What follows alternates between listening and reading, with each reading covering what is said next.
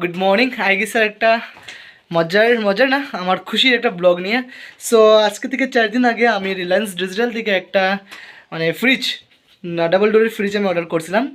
So এখন ফ্রিজটা আর call আইসে আমার কাছে, তারা হোম ডেলিভারি করবে 4 দিনের ভিতরে আর কি আই যায় অর্ডার করার পরে। সো আমি 4 দিন আগে অর্ডার করছিলাম আর আজকে 3 দিন।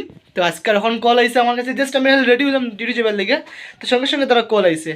তো এখন তারা হোম ডেলিভারি করবো। সো আমার দিকে খুব খুশির জিনিস, আমি অনেক কষ্ট করে একটা জিনিস জুড়ছি ঘরের মধ্যে। সো ভাবলাম এই মোমেন্টটা আপনার লগে শেয়ার করতাম। সো কন্টিনিউ দেখুন ছোট্ট মোটো একটা ব্লগের মধ্যে আমার সঙ্গে দেখুন আমার ফ্রিজটা।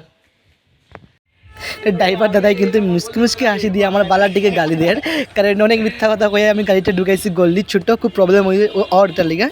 সো ফ্রিজ নামানোর পরে আমি আর আমার পাশের বাড়ির দাদা খুব কষ্ট করে ফ্রিজটা দুজনে দড়িয়ে লিয়ে যাই, আর ছেলে মানুষ আর নাই, পিছনে আমার বাগ নিয়ে ক্যামেরা করে। সো কোনো রকম ফ্রিজটাকে নিয়ে আর গরমের মধ্যে, আর টাইমও খুব কম কারণ আমার ডিউটি টাইম হয়ে যায়, আর সঙ্গে দাদা থাকায় খুব সাহায্য আমার আর কি।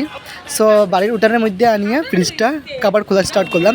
তো আমি আর দাদা, দিকে আমার একজন দিদি, তারা সব খুশি, বাড়ির সবাই খুশি যে আমি একটা জিনিস কিনছি, অত কষ্ট করি আর কি। সো তারা আমার লোকে হেল্প করে, দাদা তো বেজান হেল্প করছে আমার লোকে। তো দাদা খুলে ওদের প্যাকেটগুলো যে এটা রাগ, এখানে রাগ, ওইটা করে আর কি আমার। সো আমি প্যাকেটিংগুলো খুব যত্ন করে খুলি আর ভাবি যদি কোনো স্ক্র্যাচ না পড়ে আমার ফ্রিজের মধ্যে, কারণ এটা আমার অনেক কষ্টের আর খুব শখের একটা জিনিস। সো এখানে পিপি খুললাম। সো দেখো আমার ফ্রিজ, আমার তো বেজান ভাল লাগছে কালারটা, জাস্ট ওয়াও। ওই দেখো ব্লু কালারের মধ্যে foil print double door Godrej company. So ওটার মধ্যে খুললি আর নেক্সট রাউন্ড হইলো এটা দোকানি। ও বাবা, ঘরের দোকানি মানে এটা যুদ্ধ করে একটা, কারণ আমরা ঘরের দরজা খুবই ছোটো আর এটা অনেক বড়, দেখো আমার সমান পুরা। সো গরু দোকানির পরে এটার ভিতর দেখো এখন এটা ডাবল ডোরের ফ্রিজ, ভিতরটা খুব সুন্দর আছে।